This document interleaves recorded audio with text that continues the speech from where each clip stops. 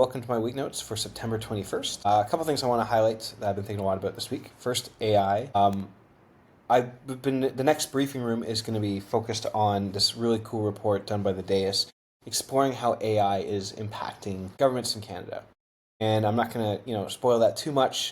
So definitely check out the briefing room video when it comes out. But I think one of the things that really struck me was how massively disruptive AI is going to be for government in particular compared to other industries. Partly because government is knowledge workers, which are particularly vulnerable to AI, but also because of the political context right now where there's this huge push for efficiency. The dangers of this is that the easiest jobs to make obsolete with AI are entry-level jobs. The problem is if you remove all the entry-level jobs, that's your pipeline for talent into, management and senior leadership 5-10 years down the road.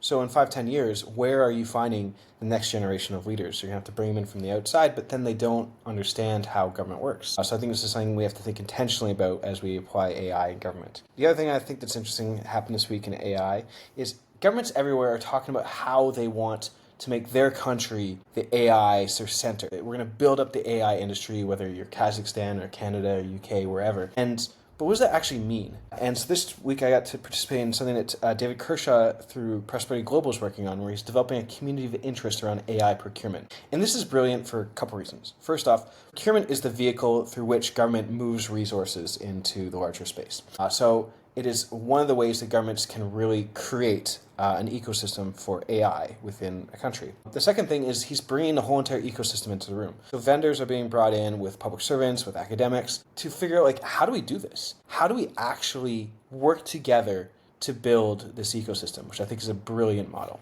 The second thing I want to talk about is communications. I did a bit of a debrief with a member of the United Nations because I got to participate in a UN Public Service Forum this past summer. And one of the things we're talking about is how does government communicate?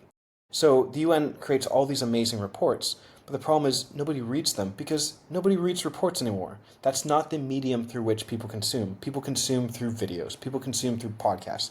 People consume in different ways, but that's not the way we're presenting our information. And so there's a gap there. And the result is that all these great reports are being written, but nobody's reading them.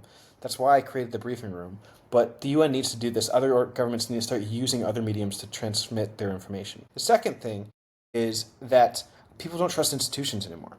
Instead, they trust people. That's why influencers are so important. Governments need to move away from trying to attach information to their institution. Instead, look at how can we get this mouthpiece of information be people, whether within our own groups or other influencers. Anyways, these are some of the things I was thinking about this week. Curious to hear what you've been thinking about this week.